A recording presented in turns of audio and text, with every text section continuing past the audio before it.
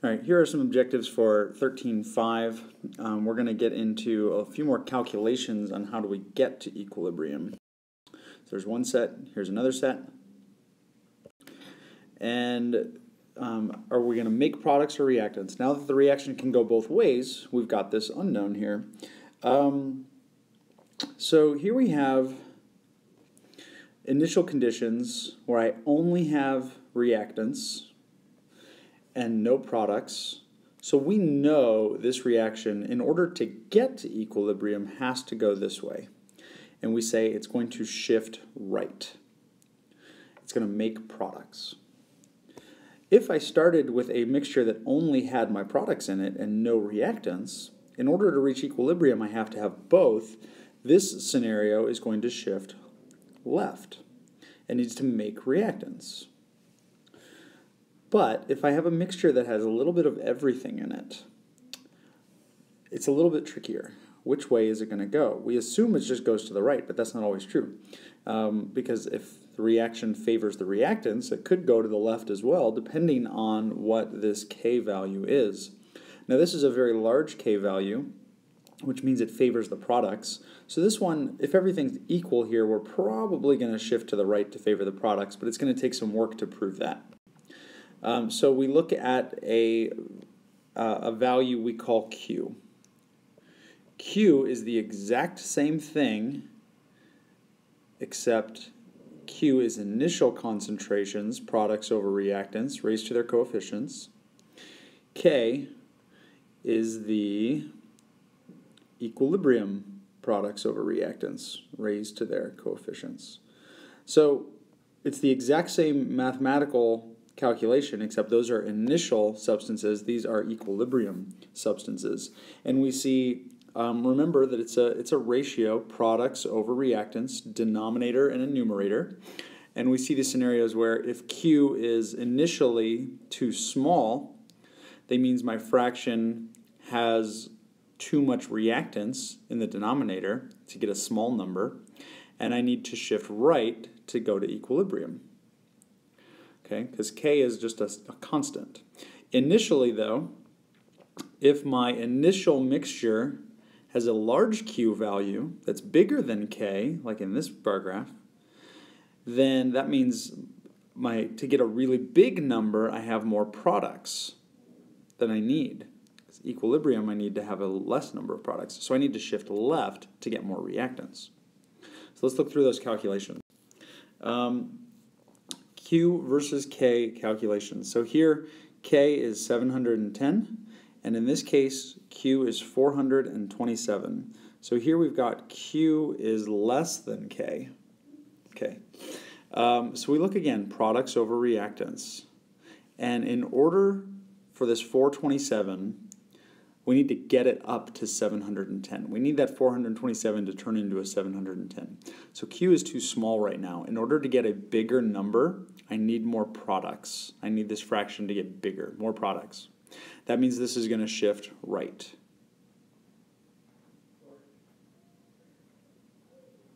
It's going to shift right. The second scenario, Q is now too large, 1522. Q is bigger than K. I need to get that ratio down to equal 710. That means in order to make that ratio, that number smaller, I need more reactants. I need a bigger denominator. So here I need to shift left.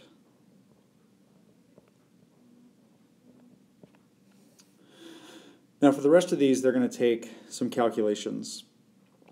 For number 3, we need to calculate Q. My expression is still, notice these are all initials, initial hydrogen, initial iodine, initial, that means we're looking at Q and not K. My expression is still HI squared. So let's go 0.58 squared. I'll just use parentheses because I have numbers here. Over 0.81 times 0.44. Okay, so my Q value in question A is going to give me a 0.944. Well, in this case, Q is less than K, we need to make Q a bigger number by getting a bigger numerator. So we're going to shift to the products. We're going to go right. Number 4, 1.35 squared over 0.078 times 0.033. That's going to come out to be 710 with sig figs. That means Q is equal to K. This is at equilibrium. There is no shift that's going to occur. Those initial values are the equilibrium values. They are not going to change. You happen to have an equilibrium mixture. Last one, we get 1.50 squared over 0.034 times 0.035, and we get a Q value of 1891. In this case, Q is bigger than K. We need a smaller value. We need to get more reactants in the denominator. We are going to shift left.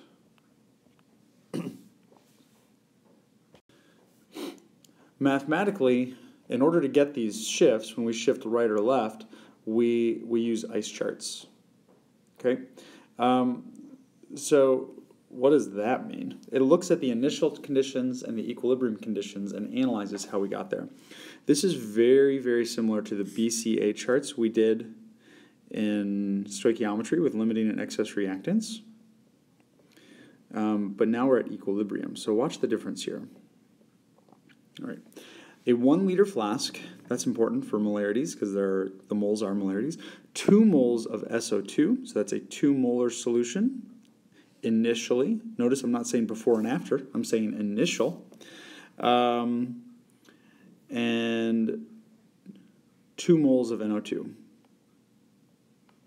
All right. And that means that they're implying that these are both 0. I have none of those. We're going to label these initial change. That's the same as it was before. There's X values with coefficients. And now I'm going to get to equilibrium.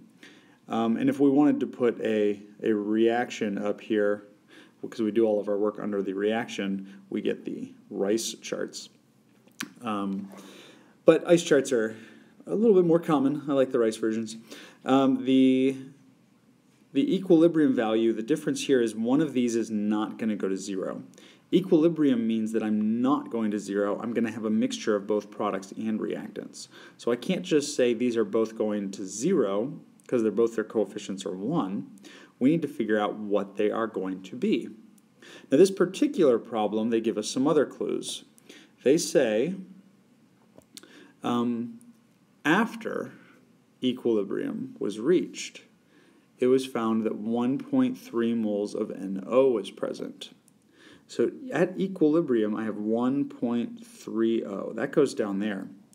The rest of our chart's the same as it was with stoichiometry. These are decreasing by a value, and my products are increasing. Okay? That highlighted portion tells us that my X value was 1.3. Because I started with 0 NO, and now I have 1.3, and the coefficients still work the way they did before.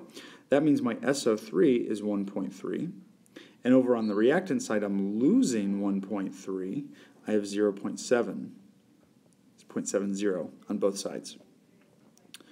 What that's going to do is allow me then to use these equilibrium molarities to calculate K. K is going to be, the K expression is SO3 NO over SO2 and NO2. And we have those values as 1.3, 1.3, so 1.3 squared over 0.07 or 0.70 times 0.70, so 0.70 squared.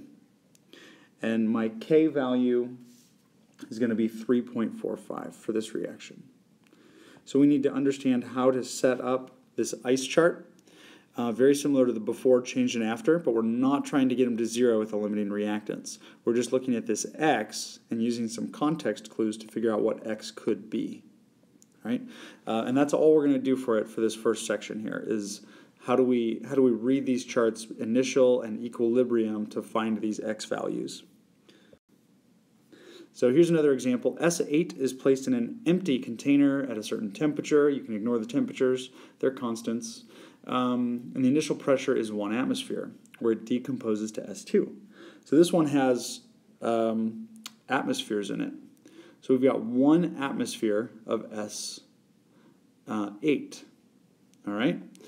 So here's our reaction. And this is a Kp because they're giving us information in atmospheres. So 4 S2s. So let me get my chart here. And initially I have 1 atmosphere of this.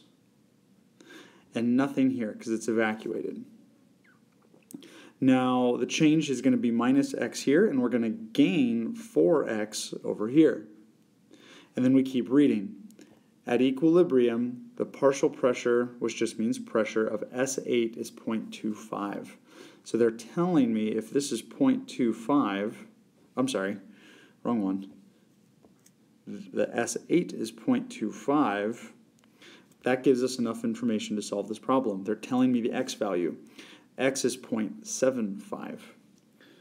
Therefore, my S2 at equilibrium is going to be 3 atmospheres, 0.75 times 4.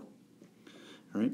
So my equilibrium expression, which is this, in this case it's a Kp, is the pressure of S2 to the 4th power over the pressure of S8 to the 1st power. That's going to give me 3.0 to the 4th power over 0.25. So Kp is going to come out to be 324.